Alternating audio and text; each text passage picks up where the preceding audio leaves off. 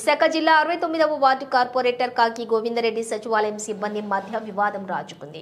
Greater Visakha నగరపాలక సంస్థ ఏర్పాటు చేసిన కౌన్సిల్ మీటింగ్లోని కార్పొరేటర్ కాక గోవిందరెడ్డి సచివాలయం కాకి గోవిందరెడ్డి సచివాలయం వ్యవస్థపై మాట్లాడారు. అవసరాన్ని మించి సచివాలయాలు ఏర్పాటు చేశారని, ఒకరు చేసే పని 7 సిబ్బంది నిర్వహిస్తున్నారని అన్నారు. ప్రభుత్వం వెంటనే కలుగజేసుకుని అనవసరంగా జీతాలిచ్చి డబ్బులు వృధా అవుతున్నాయని, సచివాలయం సిబ్బంది ఖాళీగా ఉండకుండా ప్రభుత్వమే వారికి పని కల్పించాలని సూచించారు. ఈ వ్యాఖ్యలపై సచివాలయం సిబ్బంది ఆగ్రహం వ్యక్తం చేశారు. వెంటనే కార్పొరేటర్ కాకి గోవిందరెడ్డి క్షమాపణ చెప్పాలని, ఒక్కరోజు సచివాలయంలో కూర్చోవాలని సవాల్ చేశారు. ఈ రోజు షీలానగర్ సచివాలయంలోని కాకి గోవిందరెడ్డి ఉదయం నుంచి సాయంత్రం వరకు కూర్చున్నారు. సచివాలయం సిబ్బంది ఇచ్చిన సవాలును నేను స్వీకరిస్తూ ఈ రోజు ఈ సచివాలయంలో ఉన్నానని అన్నారు. ఉదయం నుంచి సాయంత్రం వరకు 11 మంది సచివాలయాలకు వచ్చారని, వారు కూడా చిన్న కారణాలతో వచ్చారని అన్నారు. సచివాలయం సిబ్బందికి నేను వ్యతిరేకం కానని, సచివాలయం సిబ్బందికి పని కల్పించాలని కౌన్సిల్లో సూచించానని అన్నారు. దురదృష్టవశాత్తు 2019-24 మధ్య జగన్మోహన్ రెడ్డి ముఖ్యమంత్రి అయి ఈ రాష్ట్ర ఆర్థిక వ్యవస్థని చిన్నాభిన్నం చేసి అతనికి నచ్చినదే శాసనం చేసి రాష్ట్ర పాలనను గాడి తప్పించి అన్ని వ్యవస్థల్ని కొట్టుకూర్చిన పరిస్థితి మనందరికీ తెలుసు. ఈ తరుణంలో మరలా ఈ రాష్ట్రాన్ని పునర్నిర్మించాలా, భవిష్యత్ తరాలకి ఈ రాష్ట్రాన్ని అందించాలా అనే ఉద్దేశంతో ఏకైక లక్ష్యంతో పనిచేస్తున్న ముఖ్యమంత్రి గారికి గ్రామ స్థాయిలో, వార్డు స్థాయిలో జరుగుతున్న యథార్థమైన విషయాల్ని ఆయన దృష్టికి తీసుకెళ్ళాలి. సంబంధిత అధికారుల దృష్టికి తీసుకెళ్లి ఈ పరిష్కారాలు తేవడం ద్వారా ప్రజాధనం దుర్వినియోగం కాకుండా ప్రభుత్వ ఉద్యోగులకు ఇస్తున్న జీతాలకు తగిన పనిని వారికి నియమించి ఆ పనులు విధులు నిర్వహించి తద్వారా ప్రజలకు మెరుగైన సేవలు అందించాలనే ఉద్దేశంతో నేను కౌన్సిల్ సమావేశంలో కొన్ని విషయాల మీద మాట్లాడడం జరిగింది. ముఖ్యంగా సచివాలయ వ్యవస్థ విషయం మీద మాట్లాడడం జరిగింది. మాట్లాడేటప్పుడు వీరు ప్రభుత్వ ఉద్యోగులు కాబట్టి వీరు జనరల్గా ప్రభుత్వ ఉద్యోగులు 3 సంవత్సరాలు ట్రాన్స్ఫర్ చేస్తారు కాబట్టి వీళ్ళు నియమింపబడి 5.5 సంవత్సరాలు అయింది. ట్రాన్స్ఫర్ చేయాలి. ఈ సచివాలయ వ్యవస్థ ఏర్పడమే జీరో కరప్షన్ కోసం, కరప్షన్ ఫ్రీ స్టేట్ చేయాలి, కరప్షన్ ఫ్రీ వ్యవస్థలో ఏర్పాటు చేయాలని లక్ష్యంతో జీవోలు ఇచ్చి ఈ సచివాలయ వ్యవస్థను ఏర్పాటు చేశారు. కాబట్టి కరప్షను కింద స్థాయిలో పెరిగిపోయిందని ప్రజలు, పత్రికలు గొగ్గోలు పెడుతున్న తరుణంలో వీరిని ట్రాన్స్ఫర్లు చేస్తే కొంత ఇంకా ప్రభుత్వం తాలూకు లక్ష్యం నెరవేరుతున్నది. ట్రాన్స్ఫర్లు ప్రభుత్వ నియమ నిబంధనల ప్రకారం 3 సంవత్సరాలు దాటిపోయిన అందరికీ ఇలా 5.5 సంవత్సరాలు అయింది కాబట్టి ట్రాన్స్ఫర్లు చేయాలని చెప్పి ప్రతిపాదించడం జరిగింది. అలాగే నేను ఒకే తక్కువ పనిని ఎక్కువ మంది పనిచేస్తున్నారు కాబట్టి మీరు ఇస్తున్న జీతాలకు తగిన పనిని కల్పించాలని అధికారులని కోరడం జరిగింది. దానికి ఉదాహరణ చెప్పాను. ఈ గవర్నమెంట్ రాకముందు చంద్రబాబు నాయుడు గారు ముఖ్యమంత్రి ఉన్న 2014-19లో కూడా జీవీఎంసీ వ్యవస్థ ఉంది, ఇదే కార్పొరేషన్ ఉంది. అప్పటికిప్పటికీ అద్భుతాలు జరిగిపోలేదు, మహానగరాలు వెలిచిపోలేదు, వేల అసెస్మెంట్లు పెరిగిపోలేదు.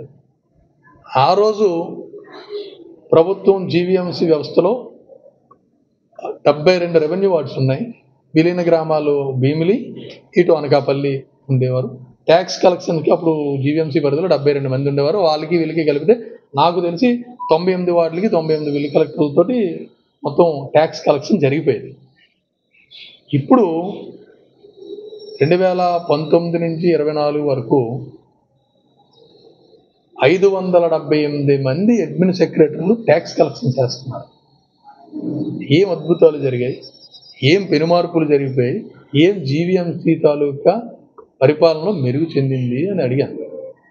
ఒక మనిషి చేసే పని 7 చేయడం కరెక్ట్ కాదు కాబట్టి జీతాలు ఇస్తున్న వారికి సరైన పని కల్పించాలనే దానికి అదొక ఉదాహరణ చెప్పాను. అలాగే నేను కౌన్సిల్లో మాట్లాడిన విషయం ఏంటంటే, సుమారు మా వార్డులో 7 సచివాలయాలు ఉన్నాయి.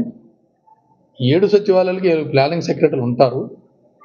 నేను రమారమి మా వార్డులో ఎన్ని ప్లాన్లు వచ్చానంటే 30 ప్లాన్లు గ్రూప్ హౌస్లు కానీ, అపార్ట్మెంట్లు కానీ, ఇండివిజువల్ హౌసెస్ కానీ జరిగాయని అన్నారు. అంటే మనిషికి 4 ప్లాన్లు. సంవత్సరం అంతా ఈ 4 ప్లాన్లే మానిటరింగ్ చేస్తున్నారా? 4 ప్లాన్ల ద్వారా వచ్చే ఇన్కమ్ ఎంత, ఈ 7 ఇస్తున్న శాలరీస్ ఎంత, సార్ బేరేజ్ వేసుకుని ప్రభుత్వానికి నష్టమా లాభమా అనేది కల్పించాలి. కాబట్టి ఇలా మీరు పరిశీలన చేయండి అని చెప్పి ప్రభుత్వ అధికారుల్ని నాకున్న రాజ్యాంగం కల్పించిన హక్కు ప్రకారం సభలో మాట్లాడాను. నేను ఎవరిని కించపరచలేదు, ఎవరిని అవినీతి పరులు అనలేదు, ఎవరిని సోమరపోతులు అని కూడా నేను అనలేదు. అధికారుల్ని ఇప్పుడు ఎవరైతే పారిశుద్ధ్య కార్మికులు కానీ, ఎలక్ట్రికల్ వర్కర్స్ కానీ, వాటర్ వర్కర్స్ కానీ మేము కష్టపడి పనిచేస్తున్నాం, ఏళ్ల తరబడి పనిచేస్తున్నాం, మాకు సరైన వేతనాలు లేవని గోళ్ళు పెట్టి ధర్నాలు చేసి వంట వార్పులు చేస్తే వాళ్ళ జీతాలు పెంచడానికి సుమారు 1 year అయింది. ఒక బిల్ కలెక్టర్ చేసే పని 7 చేస్తున్నారు. మరి మిగతా వెల్ఫేర్ సెక్రటరీ, ఒక సిఓ చేసే పని 7 చేస్తున్నారు. ఇలా చాలా ఉన్నాయి. సిఓలు ఉంటుండగానే 7 వెల్ఫేర్ సెక్రటరీలు ఇలా ఉన్నారు. కాబట్టి ఏమైనా ఈ ప్రభుత్వంలో కోట్లాది రూపాయలు ఖర్చు పెట్టి నిరంతరం రోజు చేస్తున్న పెన్షన్స్ కానీ రోజు చేసేవి ఏం లేవు కదా. కాబట్టి రోజు డేటాలని ఇంటిని ఏదో చేస్తున్నారని కష్టపడుతున్నామని చెప్తున్నారు. నేను కష్టపడేవారిని ఎవరిని కించపరచట్లేదు. నేను మరలా చెప్తున్నాను, ఎవరికైనా పని లేకపోతే జీతాలు ఊరకనే ఇవ్వకుండా, ప్రభుత్వానికి వృధా కాకుండా, నిధులు వృధా కాకుండా సచివాలయ వ్యవస్థలు అవసరాన్ని బట్టి ఉంచాలని, ఎవరైతే మనం జీతాలు ఇస్తున్న ప్రభుత్వ ఉద్యోగులకు తగిన పని చెప్పాలని ప్రభుత్వ అధికారులను కోరడమైనది.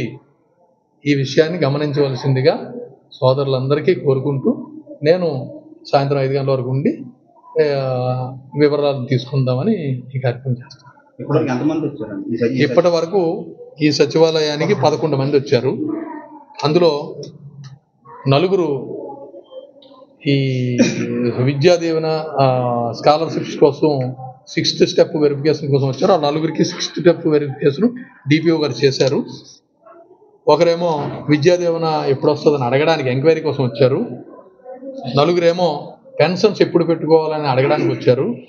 2 రేషన్ కార్డులు ఎప్పుడు పెట్టుకోవాలని అడగడానికి వచ్చారు. ఈ 11 మంది మాత్రం ఇప్పుడు 3:30 4 వరకు 11 మంది లబ్ధిదారులు ఈ సచివాలయానికి హాజరైనట్టు నా దగ్గర నేనంతా తెలుసుకున్నాను. మిగతా వివరాలు సాయంత్రం వరకు ఉంటే కానీ నాకు పూర్తి వివరాలు తెలియదు.